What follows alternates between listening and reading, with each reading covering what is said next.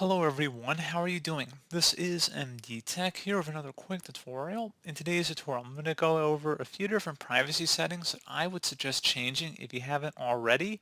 So during the Windows installation, I always uncheck a bunch of options just as a personal preference, but if you've already just absentmindedly clicked on next when installing Windows, which most people do, and even if you do, they still sneak quite a few things in there that might not be as obvious, or it's not as clear unless you actually do some digging into the settings. In today's tutorial, I'm going to show you guys how to adjust a few things that I would definitely recommend taking a look at, and we're going to go ahead and jump straight into it. So most of it's going to be just by opening up the search menu and typing in privacy. Best match should come back with privacy settings. Go ahead and open this up.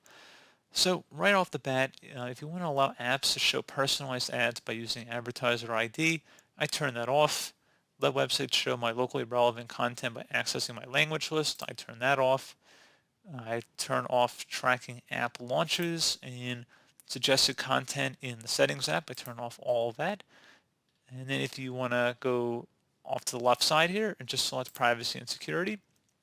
So we selected the main stuff, and then there's plenty more to go through. You actually have to click back on the privacy and security to go through some more. So where it says find my device, if you want to allow your Windows computer to be able to track your mobile device, if you accidentally had it turned on at some point, you can toggle it on or off if it was already on. I had never set it up in my case, and you also need a Microsoft-based Windows account in order to even access this feature, which I don't have. So you can adjust those settings through here. And you go down underneath Windows permissions. So general, we already did all those options. We turned them all off in this case. And honestly, I don't really personally see a reason why you really would want to keep any of them on. Under speech, I turn off online speech recognition. Use your voice for apps for Microsoft's online speech recognition technology. I turn off that. You can still use the Windows speech recognition app. It just won't be able to use apps that use, just going to turn that off, inking and typing personalization there. Using my typing history and handwriting patterns to create a personal dictionary. Now I am more mixed on this one. I keep it on. You can turn it off if you choose to do so.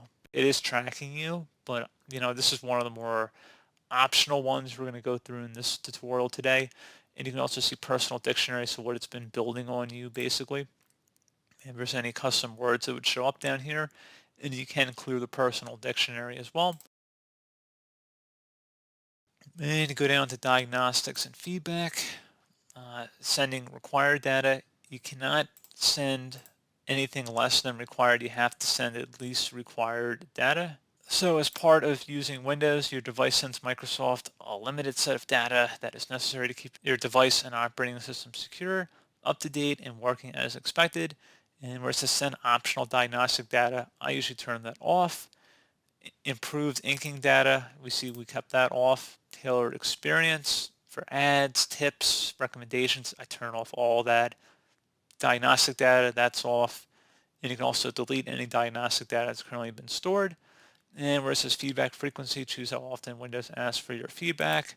I can just set that to never. It's probably a better option, frankly. So just back out of that. And going down to activity history. If you want to store your activity history on this device, so including info about websites you browse and how you use apps and services, I'm going to go ahead and uncheck that.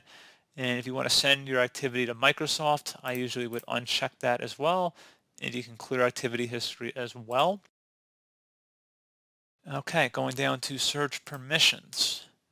Safe search. So this has more to do with adult images and themes. They keep it moderate by default here. If you want to set it to strict, you can, or off. That's a personal preference. I keep that default. Cloud content search. Allow Windows Search to provide results from apps and services that you are signed into with your Microsoft account. I turn that off, and then work or school account, and turn that off. Unless you're using a work or school account or a Microsoft account, I guess then maybe you want to take another look at them, but in my case, I would just turn them both off. And history, search history on this device, no thank you. I will turn that off. You can also clear device search history by just clicking on that button. And if we go back, and I think we already did searching Windows. Oh, no, we have not. Respect power settings when indexing. So if you have, optimize, battery usage, it's not going to be using too many resources when attempting to do indexing if it's set to do it on a schedule, which indexing basically just means how it organizes search results to load quicker.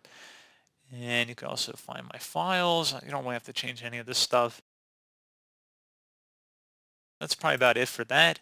And then if you go down underneath app permissions, if you want to allow apps access to your location, camera, microphone, voice activation, notifications, etc., you can go underneath all of these here. So I have my location services turned off. Now, if you're using apps like Maps or a GPS navigation tool, you may want to keep that on. You can see various apps that may want to have access to that down here. And you could do the same again for the camera app. So I usually just turn that off, especially if you don't have a camera. And if you do, you can just turn it on and then just turn them off for all of them except for just one of the apps. So if you just want the camera app, you can turn it off for the other ones, for example. So pretty straightforward. And remember, if you turn it off here, if you're using applications like Zoom or Skype, it will not work. So you will have to keep this on. But otherwise, if you don't use a camera, or if you just want to turn it on only when you're using that application, then you can just turn them all off. No problem in that. And going down to microphone, same deal. I usually turn them off as well. And now we're going to be getting down to same voice activations, the same thing. Notifications, if you want to allow notifications to pop up on your screen. So notification access, I usually turn that off. And scroll down. Account information. Anyone using this device can choose if their apps have access to their account info when it's on. Just turn it all off there. Again, unless you need something, I really am a pretty minimalistic user myself. I don't really need many of these items. So under contacts, just disable the contact list. I don't need that. Not that I ever use it. Calendar access, disable that. And you can just go down the list. I mean, you can spend all day doing this, frankly. I mean, there's so much security stuff in here. So I think you guys get the gist. I covered the big stuff here. And that's probably about it. I mean, you can go through all these here, but you're going to get very similar results. We covered the big stuff, with the location-based tracking, camera, microphone, as well as the search settings, diagnostic, and telemetry stuff. Now, there is telemetry that will not be disabled just by going through settings here. That would require a much more extensive tutorial, which there are, channels and websites that have made extensive tutorials on that in the past. The general issue with a lot of those is that when Windows updates again, assuming you don't have Windows Update disabled, is that when Windows updates, or especially if it does a new feature update, it'll undo or restore basically any of the telemetry stuff you disabled. And even some of the stuff that I just showed now will be reverted back in time when new updates come out. And then it's just interesting how it reverts back to default. So you're going to have to check back on this periodically. So, it's kind of a never-ending thing. It's just part of maintenance of your computer. But I just thought this would be an interesting tutorial, just running through some basic settings, which, I mean, it honestly looks like it took quite a bit just to go through one page. But, there's a lot of stuff, that is going on in the background of your computer. And the more you know, the more you're informed, the better computer user you are. So pretty straightforward process, guys. Do hope I was able to help you out, and I do look forward to catching you all in the next tutorial. Goodbye.